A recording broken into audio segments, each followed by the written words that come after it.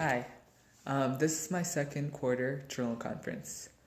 And so, over the course of this quarter, we have covered so much material. We covered everything from the women's rights movement to how women had to fight against a patriarchal society in order to gain equality, which we tied to the Scarlet Letter and the Puritans. We talked about the American dream and how it if it still exists and how we use it to define whether America is great and how it's part of the definition of America. And then we also talked about the Native Americans. We talked about stereotypes versus their true culture, and we tied that to the way to Rainy Mountain. But so to understand such a broad range of material, I needed to develop my reading skills. And I developed my reading skills for one through all the work that we had to do, and two, just learning the skills from the various authors whose readings form the foundation of our class. And by sharpening these skills, I learned how to develop new reading skills that will help me become a better reader over the course of the quarter. That helped me become a better reader over the course of the quarter. So the first skill I want to talk about was the flashlight theory by Prine. This is the newest skill I've learned, and so basically I use this skill a lot for the women's rights piece. I used it in my story, Party Patches, and the reason I needed this theory was because in that story there was just so much imagery and so many symbols, such as like the party patches themselves, like the Romans and Sabines, and there was just a lot of military imagery, and all of that just left so much room for interpretation, and I really wanted to get at the core subject. So when I first started reading the piece, I would actually make very broad interpretations on what the symbol meant, and that's right here in my journal, which is alright. So for example, the first one was I said that on my right side, I said that the patches serve as a symbol of freedom and expression, that women were gaining equality and that they could express their views. This is something which I considered positive. But the thing is that I feel like I ignored the author's purpose. And when I reflected, I tried to use the flashlight theory. So when I did that on my left side, I said that my original interpretation was wrong. My interpretation was contradicted by details in the piece. For example, the author's sarcastic tone while discussing women's role in politics. I ignored the author's purpose in my original interpretation, which was to criticize women for being involved in politics. Instead, I used my own values and interpreted the patches as something that was positive, whereas the author wanted it to be something negative. He was against women having a major role in politics. So after I did that, I considered the author's purpose, and my new interpretation was closer to the flashlight, the center of the flashlight's cone of light. And I realized that after fixing my mistake, I also realized that I was starting to develop the idea of like how to use the flashlight theory. And I am now able to use that theory more in my other readings, which has contributed to my overall growth as a reader. And moving on, the next skill I want to talk about is the idea of linking what I'm reading to other worlds or ideas, and this is by Prose. I had to use this idea while I was reading The Scarlet Letter. When I first started reading The Scarlet Letter, I just found it very difficult to understand Puritan society. I guess the thing was that they had different values and morals than I did, and the other fact was that we just lived centuries apart from each other. So, I just found it difficult to understand where they were coming from. See, in my journal on the right side, I said that the Puritans are portrayed as a people who are very religious and have a very strict set of morals, and they appear to be blinded by their beliefs, and they refuse to forgive Hester despite her attempts at redeeming herself. So the thing I found difficult was to understand was how any civilized group of people could be just so strict and so blinded and unforgiving, like because of all their values, that they just completely ignored the good side of people, and I just did not understand their whole thought process.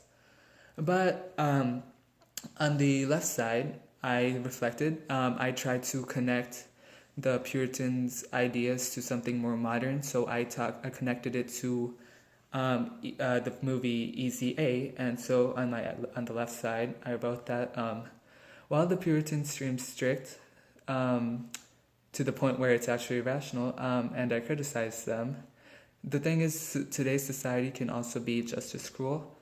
In Easy A, Olive was also shunned by a group who was blinded by their own morals and their own values and beliefs, that they refused to see the good in her and the good and how good of a human being she is. So by doing this, I was allowed to gain a better understanding of the Puritans. See, by making this connection, I was forced to think critically, not only about the Puritans' world, but my world and the society that we live in today. And I realized that maybe we're just not that different from the Puritans. And see, all these ideas culminated in my Scarlet Letter / Easy A essay, extra credit paper, which was on human society, where I said that human society is just naturally critical of those who are different. And connecting all these new ideas just makes me question everything around me, and just try to gain new ideas, just new values, just see a whole new perspective, a whole new side of things, to try to gain a new understanding on the subject I'm talking about. And by doing so, I believe that this allows me to improve my skills as a reader and just see different viewpoints, which clearly I need to grow as a reader. And the third skill I want to talk about is the idea of noticing and fondling details. So I used this skill a lot in the piece, the Declaration of Sentiments. And the reason why I felt like I needed to use this skill was because there were just so many details in that piece, like similarities to the actual Declaration of Independence, and it just showed the whole position of women at the time. And I felt like there was just so much rhetoric that I needed to analyze, and there was just a lot of room for interpretation, so I truly needed to study the details. But so, on the right side of the journal, before I actually went into too much detail, I said that the similarities to the Declaration of Independence are used to create ethos.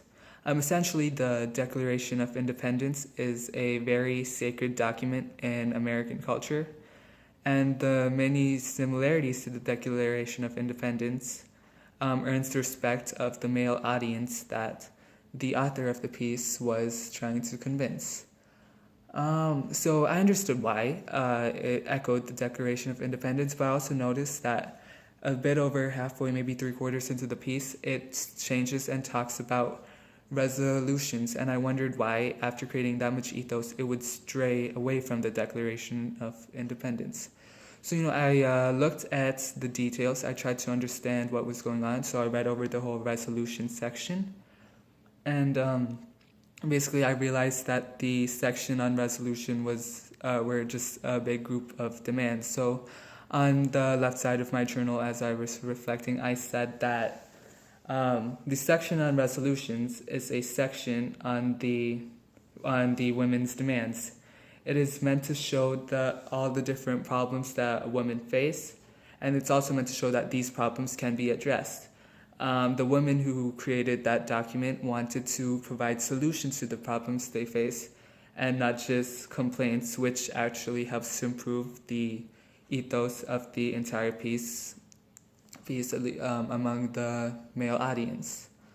By looking at the details, I was able to learn about one of the most important sections of the document, and it allowed me to understand the motives of the writer and why she chose to do what she did while writing the piece. So basically, the thing I got out of studying details is that by studying the details and looking more and more closely at this piece, at the various pieces, they allow me to form more accurate conclusions about the broader ideas that cover the whole piece. And by studying details, and by gaining these like better broad solutions, I am allowed to become a better reader. And so over the course of the quarter, I was able to learn multiple new things to develop my abilities as a reader, everything from the flashlight theory, linking ideas in books to the world around us, and just making sure I study the details. These new skills have helped me grow as a reader, and I hope that as the year progresses, I am able to keep learning these new skills and work on them to become a stronger reader. So yeah, that was my conference, and thank you so much for listening.